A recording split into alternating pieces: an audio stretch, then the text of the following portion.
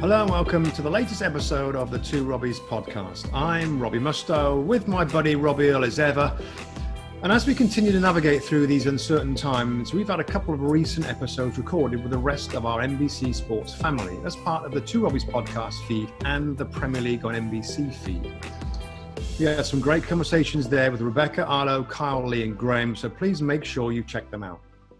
We wanted to get a Two Robbies episode out there as well. So Robbie Earle, it's now been 2 weeks without football. How are you doing and how are you feeling, my friend? Missing my other Robbie, mate. I mean, Mrs. Earle, love her as I do. I look across and she ain't going to talk about David Silva like you do, mate. She ain't going to talk about Jordan Henderson in the same glowing terms. Yeah. But it's isolation, mate. It's where we are. It's trying to make the best of not a great situation. Great that we've got this kind of technology that we can still have our little chats and maybe talk about some of the football, some of the interesting things that are going to happen over the next few weeks. And while we know sport and football is very secondary to what's going on in the world, it is still out there and there is a point, hopefully, when we'll get back to normality. Yeah. I mean, it's just so weirdly different, this, isn't it? You know, living life like this, and I'm down here in my basement, and it's great, as you said, that we can get on and chat. It's great. It's just like, it's so strange for football not to be there. And also the uncertainty of like, when's it coming back? How is it going to come back? There's so many issues that we all know there's got to be sorted out at some point. Can you think of the player back, Rob? Can you kind of put yourself? I was trying to do this a little bit, thinking, okay, it's difficult or strange for us. We're in the media now. We obviously report on games. We try and keep up with all the development information. For myself as a player, I was trying to think as a player. I think I found it really difficult because, one, I love games. As much as training is great, I was a game man. I love playing every week. Two, in terms of the uncertainty of if it's 2-3 weeks, okay, I'll get my head on 2 or 3 weeks, but we could be talking 2 or 3 months. I'm just thinking as a player, I would have found this really, really tough. I'll tell you what, the toughest thing I would have found about it, Rob, is the uncertainty. Now, if somebody told me, okay, like we're going to go back in 4 weeks' time, and I'll figure out my training, because right now, Rob, pretty much all the Premier League sides, I know a week or so ago, some of them were training, some of them weren't. I think now that none of them are training right now. They'll have an individual work program to go by, but with the uncertainty of when are we coming back. Now, some players, I guarantee will be hammering it out every single day. I see Nico Otamendi's on social media. He's hammering his training every single day. I guarantee, Rob, there's plenty of players out there that will think, well, we ain't going back anytime soon. And we'll let their fitness drop off. I mean, that's a concern, isn't it, for the clubs? Yeah. You know, some players, Rob, in a squad of 25, you might have 15 good trainers. You might have 7 or 8 who will generally do their bit. And there's always 2 or 3 who, listen, if you're going for a run, they'll take a shortcut. If you're doing things, that's the nature of human beings. Certainly it's the nature of football players. So there's got to be a worry that these 2 or 3 players who are maybe not watching what they eat, not watching what they drink, not training as well as they should be. And then all of a sudden we could come to a situation where a week, 10 days, we're ready to go, and they're nowhere near the level they should be. Yeah, I mean, that's a whole different part to it as well, and we'll get into how long we might have to wait. But when the time comes to play football again, these guys are going to need, what they're going to need, Rob? They're going to need 2 or 3 weeks to minimum hard. 2 weeks. Minimum 2 weeks, I think. Yeah. I mean, most players are going to be in a similar situation, but a minimum of 2 weeks, reasonable work to get to level. And what we probably will see, Rob, is the first 1 or 2 games not being at that top intense level that we're used to. It'll kind of be like a pre-season. Yeah. And of course, our league that we cover is in England, right? And I think we know right now, I mean, what are we, the 25th of March right now, Rob? And this thing is going upwards. And in the UK, it feels like they're a little behind the US and other countries. 10 days behind. Yeah. So in terms of where we're going to get to, Rob, and people's kind of take on the season, the 2019-20 season that I think we've said before that we need to see finished. Yeah. There's been more calls, and a couple of ex-pros have said, listen, this is unimportant right now. This season, we should just forget about the season, get everybody safe, and start anew when everybody comes back. Let's just first, or let me get your take on, does the longer it goes on, Rob, does it start to become a bit ridiculous, a bit silly that we want the season to complete? Is this a whole new place now? We should be thinking about doing something different. I hear the arguments. I understand the arguments. And there's a point where how long can we wait? For me, Rob, still, we've started a season. For me, we have to finish a season. And then once we finish the season, we have a position to move on to. Without finishing a season, that everything is the 28, 29 games that people have played are almost wiped out. Still doesn't feel right for me. I still feel whatever format, whatever shape it takes, we need to finish where we are so that we get winners, we get Champions League places, we get relegation, we get people up from the Championship, and we can regroup with if we have to rethink what the next season looks like or the future going on, that's where I think we have to be a little bit more flexible. But I still believe we have to have a conclusion to this season for everybody to feel that somebody hasn't stayed in the league on full percentage, somebody hasn't won the league because of this, somebody hasn't got a Champions League. Just to put everything back, doesn't feel right for me, mate. Listen, I'm with you. I'm with you. And there was football. There's no football now. There's going to be football again, Rob. So we can go back no matter how long it is. And link on to the last part of football when football is back again. Now, I say that I'm very aware of what that means. The European competitions, where we're going to be at with other leagues. You know, international competition now that's been pushed forward again. Players' contracts, Rob, that June the 30th is when a lot of these contracts, and there's a ton of them in the Premier League that were due to expire. Now, so we both understand the need for flexibility. The need for, my goodness, a lot of people have got to talk at the same time with all of the issues I just talked about. But like you, when there's football again, let's just remember where we were and all those weeks that everybody's put in, everybody in for me, particularly in our Premier League and what it's meant to them, to come to a conclusion to finish. It's just, Rob, when you start thinking about, I know that the UEFA want June the 30th to be a time when all domestic leagues are finished. What if it's not? That might not be a case. That might not be able to happen, Rob. And I think now to try and put specific timelines and dates down is foolish. It's putting the authorities under pressure. I think we have to see how this thing plays out. We're also talking about England being a different time from the US. We don't know how the exponential rise of the virus is going to happen there. We then have to get to the point, and a secondary point is, okay, what if we're in a situation where games can be played like we finished before the postponements, but without people in the stadium? Are you okay with that? Is that going to be okay to play those games with nobody there, but we do get games and we do get results that will finish the season? Well, that's a great question, and that's something else that's just starting to get muted again, Rob. Because, and I don't know, we all know how ridiculous a game sounds, and looks. Without fans in the stadium, we know that there was a couple of games towards the end of the PSG, Man United, Wolves, So, but if there's a way that the players' safety is paramount, and of course all the support staff that's involved to play games, and you might have to make sure that no player involved in any game has got any kind of temperature as time goes on, to try and find a way to get ahead of the schedule a little bit. Now, that's what some people are arguing. Of course, we've just said, Rob, that it's important that the season is finished. And if that's what it takes for me, that has to be the case to get it finished in some kind of time frame that's not ridiculous, then I'd be okay with it. Again, not ideal. Probably you can't imagine how it's going to be safe for those involved in it. But if they could guarantee safety, and it was okay by governments, etc., and health officials, etc., then that has to be better than waiting forever. I mean, do you think? 22 players on a pitch and the players around is very different from 50, 60,000 people going to the game and what that could mean. I'm with you. I don't really like it when we're seeing games. It doesn't feel right. It doesn't look right. It doesn't smell right. It's not the league. We know it's not part of the away fans and the home fans and all the things that go on.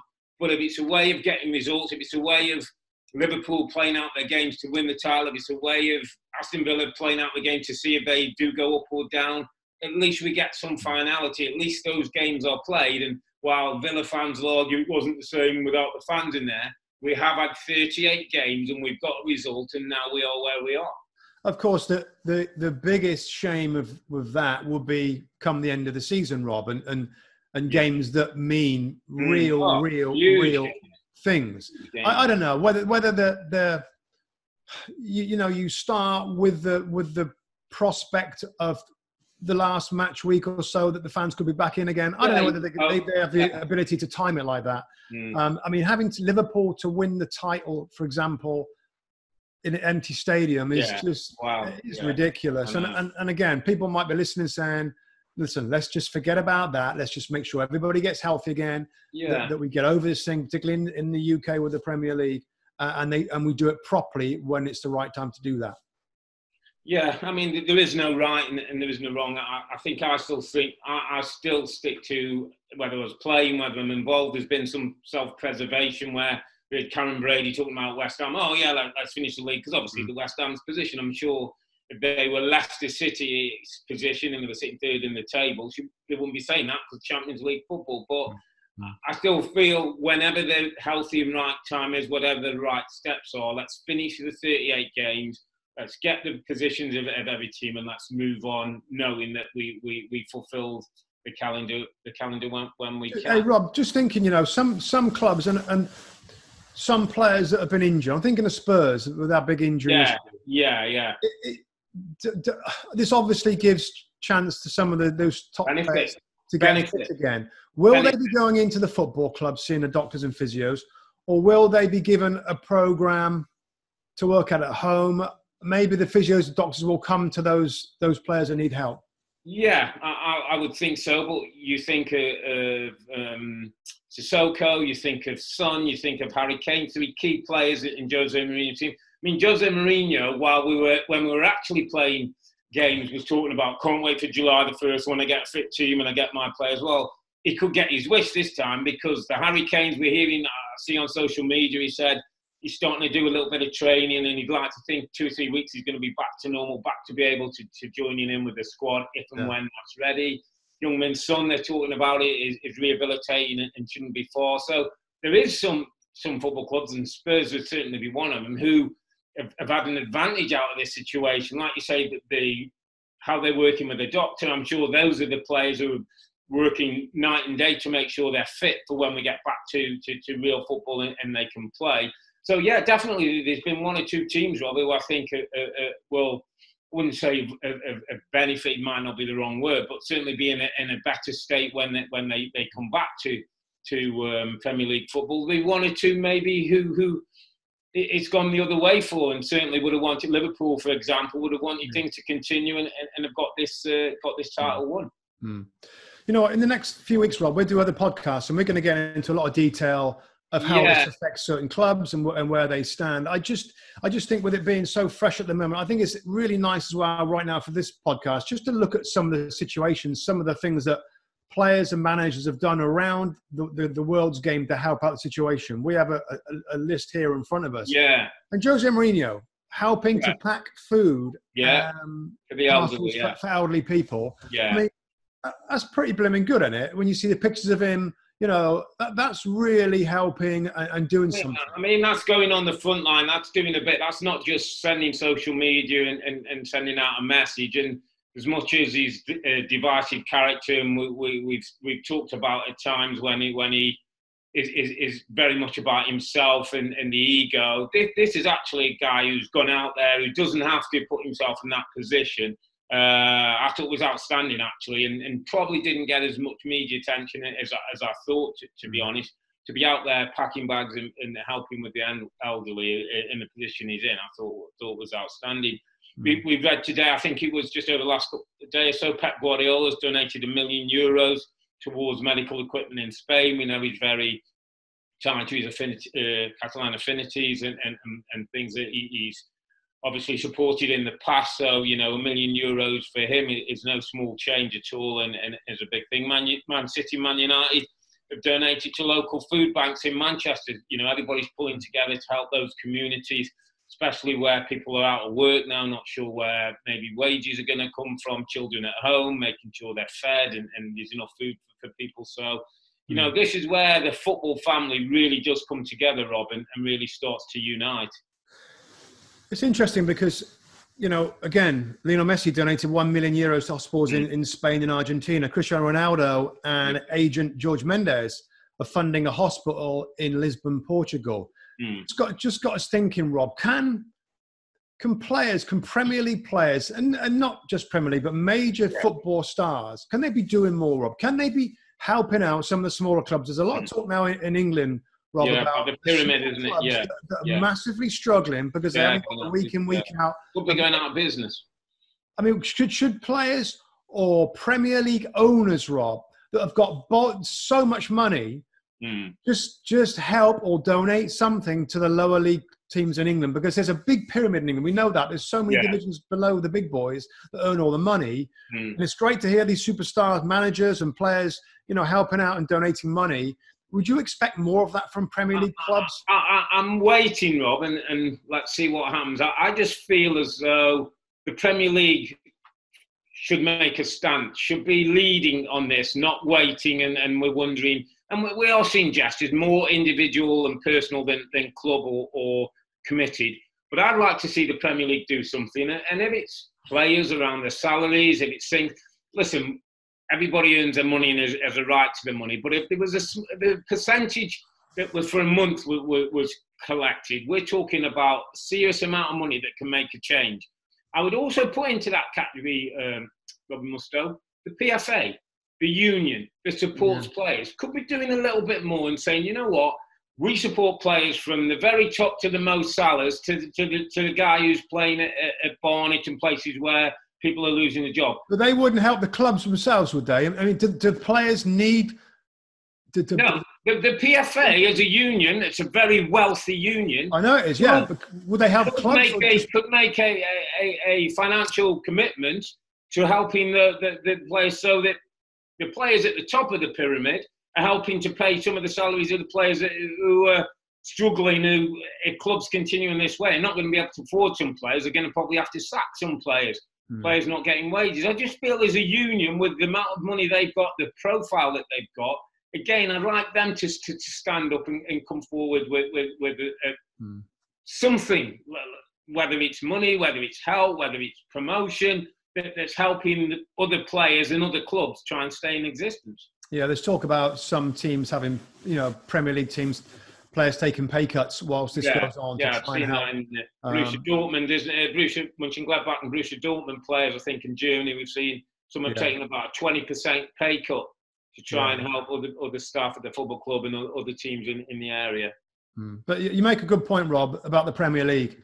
And its profile and its success is pretty obvious around the world. You know, can they do something, make a statement of support? Because it's a collection of 20 owners of the clubs, isn't it, that could come together and make a donation to lower league football. And as a union to say, this is our, you know, rescue package. Because the more I was thinking about it, and the players who, like we've seen, have made individual commitments, these other players who will do something who maybe not done it through the publicity. But I was thinking like a Dele Alli from MK Dons doesn't get the chance to come to Spurs if MK Dons are gone. Jamie Vardy played lower league football, doesn't get the chance to play at the level he's at, I think. Harry Kane went on loan to a number of clubs, Orient, to Forest, a number of clubs. He doesn't get that experience to get him to where he is without those clubs. So those clubs are needed. That structure is needed. That community. I talk to my friends and do a local column at Port Vale in Staffordshire, where they're working hard as a community to pull together, to do lunches for kids and things. Those football clubs are more than just a place to go and watch your football on a Saturday. Those are that's like your community. That's like your church. That's like your community centre. Those football clubs are integral to people's lives. And I just feel that, you know, we've got to do everything we can to make sure that they're still up and running. They don't have the TV revenue, no. Rob, do they? No. They don't have the big commercial deals, the big sponsorships, the stadium naming rights and everything else. They need rely to play, on week in, week out. 3,000-4,000 people, Rob, coming in the gate to pay salaries. Yeah.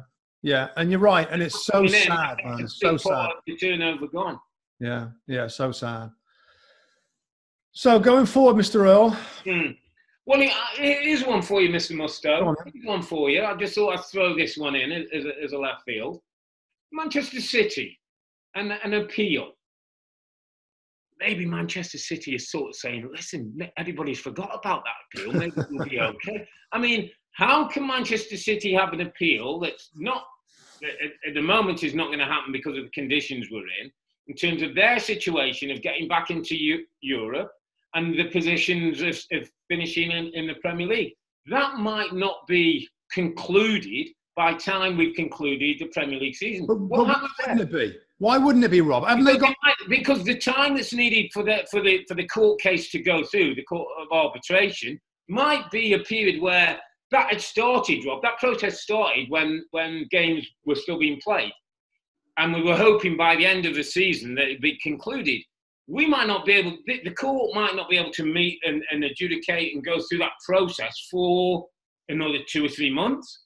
Well, I'd be surprised at that, because what are we doing, Rob? What are we doing right now? We're meeting, we're talking. Haven't they got a load of time? Of people, but they can go through their notes. They go through their notes. Very different situation of having this case, and I wonder whether Man City would feel they want to be in front of a judge and telling the things and the lawyers and things and doing it over social media and a Skype or a Zoom, whatever. I'm just saying, can the preparation from all the lawyers or whoever's checking out all the information, I know it won't be easy, and maybe Man City will be... dependent, yeah, I hear you, but dependent if every party's coming from the same place and wants the same outcome, but I'm not sure these things run it as well as, I mean, do Cass want it done so quickly? Yeah, see, City don't. No, exactly. So they would postpone it for a year and they're still in, or I mean, I just thought it's something that's gone very under the radar in the time when we're talking. It's just like, you know, is it top 4? Is it top 5? Depending on what happens when we do get to finishing football, will we know the outcome of this case? It just seems like there's so much time now that we're all blimmin' twiddling our thumbs. And I'm sure lawyers have got stuff to do, but there's a lot of weeks going by where a lot of this kind of diligence or reading all the whatever they have to do. Hope so, but interesting like that, you know, just chuck that one out there. Let's wait and see. Yeah. So I guess before we wrap it up, Rob, what give us sort of how you're dealing with, I don't know, not going to work and not having something to get up for. It seems like we have no focus, no games to watch. What are you doing to stay kind of in shape physically? Rob, having been an ex-pro and playing and been around football for 20 years from you finishing school, you get used to a routine. So I think I've kind of dropped into routine where there's a bit of fitness, there's a bit of wellness, getting out and walking, got a couple of dogs that they get you out, there's a bit of work, there's a bit of NBC stuff, there's a bit of other things, there's a bit of Mrs. Earle getting me jobs and doing this and doing that, and then, you know, there's the evening, there's a bit of entertainment, a couple of calls or whatever, glass of wine. It's just kind of finding a routine and something each day to get up to look forward to that you're going to do. So almost like a little timetable, really, in terms of how you did as a player, training, resting, doing your weights, games, whatever. I think that sort of gives you a basis to structure your life. And I think that's things that my friends who've got kids at home now are homeschooling, which is a whole new thing for many people, but they're having to put in structure so that the day flows and like you're not in your PJs at 2 o'clock in the afternoon with a glass of beer thinking, something doesn't feel right. Yeah, I think, let's be honest, mate, we've never done a day's work in our life, have we, really? So, you know, our football career was get up, get into the training ground, have a nice breakfast with the lads, go and do an hour and a half on a training ground, maybe a few weights, get a nice lunch and go home and chill out. So all we got to do really is fill our mornings up with a little bit of exercise and we're back where we were. By the way, and anyone listening to this, go on to our Premier League group chat that we had. You were talking about chefs. People were bringing chefs. I was looking, thinking, was we in the same era with chefs? Wimbledon? We had. I was talking about. Was it a proper club? All the foreign players were coming in, and they wanted their own chefs they travelled with us on the bus. And come a player's chef would come on our bus to away games, and it was like, wow, okay, but and then the chef would cook our team dinner, so in a hotel in Wimbledon or whatever. And then at night, which is hilarious, we got a little knock with my room partner, a little knock on the door, and there's the guy bringing around these nice kind of cookied snacks before you go for a little bit of supper. I'm like, bring it, this is great. These chefs, keep them coming. This is marvelous. So that's what you got at our football club, Mr. Earle. It never really permeated where we were. I mean, you got your fish and chips from the fish and chip van. You got a mod boy as you snack to go to bed. And you got tucked in bed at 11 o'clock and get ready for the fight the next day. But very different times, my friend. That's why you were the player you were, and I was the. It didn't do us any good, mate. It didn't do us any good. So. Listen, mate, we'll call it a day for this one on the first of our 2 podcasts during this difficult time. Look out for more posts from us each week as we wait for the Premier League season to start, and we'll examine the state of the league next time, mate. We'll get into some detail into a few clubs and a few situations and who might benefit from this break and what teams will be like when they come back into form. And all our listeners, look out for our group chat that includes Lee, Earle, Graham, Carl and Lady Lowe. She hosts the group chats. We talk about situations in the Premier League and think about things today and how we can help a little bit, hopefully entertain and have a bit of discussion. So look out for that content on NBCSports.com and the NBC YouTube channel. But for now, I'm Earle, he's Mustoe, together with the 2 Robbies. Thanks for listening. Be safe, take care of yourself, and it's good night from me. And it's good night from him. Good night.